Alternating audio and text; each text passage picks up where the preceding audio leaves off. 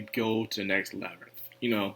I always look forward to the labyrinths because there's always a cool new trial, mixes things up, and Hajime really has to prove himself most of the times in the labyrinths compared to the outside world.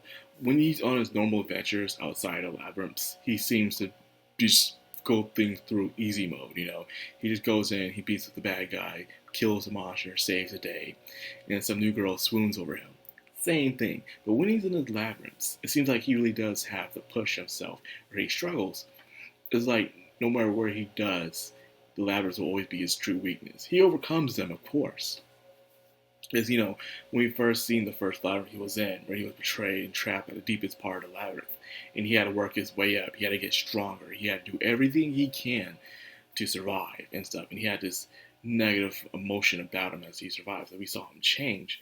And then he went to the other labyrinths. He started to go through tests and stuff where he was annoyed or he was stressed out or he was even on the brink of death from sometimes. So I'm glad that the labyrinths still provide a certain challenge for him at the end of the day. Editing is freaking easy mode all the time, which I enjoy about that.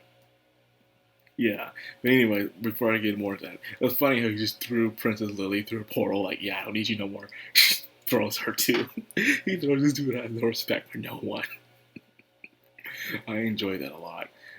And I like how the princess is pretty much like getting into him because, yeah, besides the other dude who is completely vile to her, Hajime is a different kind of vile, where he's more of a disrespecting her and stuff. And I guess her being around people who always respected her and who always treated her kindly and nicely, it felt kind of interesting to see a dude who treated you like anybody else. It doesn't matter. It's just her new turn on, I guess. That's how it usually works. These daddy girls who are raised like princesses always end up dating these bad boys because the bad boys don't treat them like everyone else does. He's different.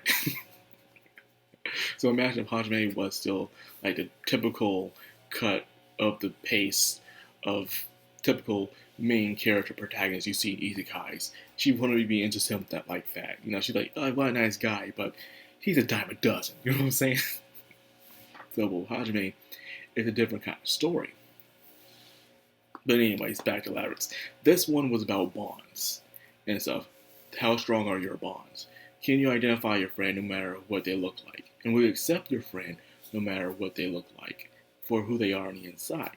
Now, it's interesting how Hajime can tell who was the imposter and who was who just by looking at them.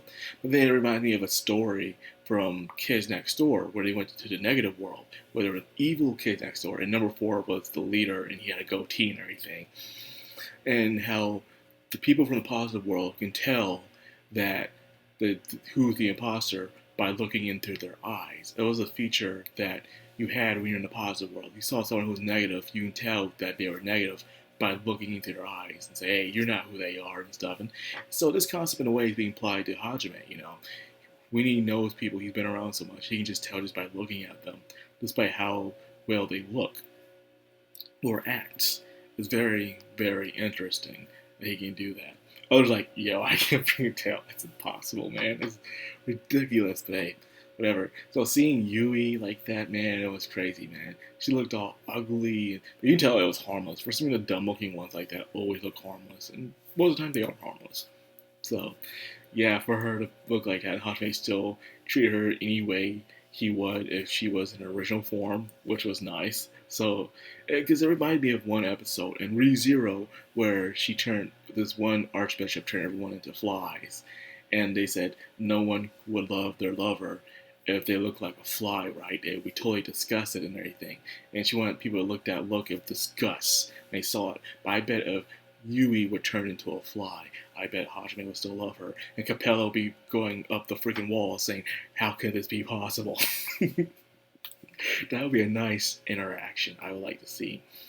But probably never happen. Now, that being said, the first part of the trials was pretty easy, even finding Tio at the end. Because you could tell who she was. She was getting beat up by other monsters. Of course, it's Tio. Of course, Tio to go through that. Now, this is where things get interesting. When they went to the next stage, Hajime wakes up as original Hajime, pre-Labyrinth. And he's his typical self, he's the otaku, kind-hearted loser who for some reason gets all the girls because that's how it is in these typical modern harems now these days. He goes to school, he has his girlfriend who for some reason can come over to his house, stay the night, wear a sexy gown, and do what she wants with him. Like, what kind of parents you have, man? Like, one, you have the typical anime character where the parents aren't barely home, so she can do this, or the parents just don't care. Like, hey, man, it's my boy. God, I was just thinking about these things, like, dude, you telling me your parents allowed your girlfriend to come over, stay over the night, wear something like that, and stay in your room, a young high school boy? No way.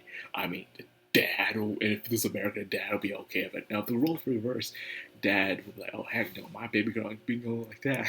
But I was just thinking about that. So everything is typical, You have Corey, he has the rival with Yui. You have Shia as like the childhood friend.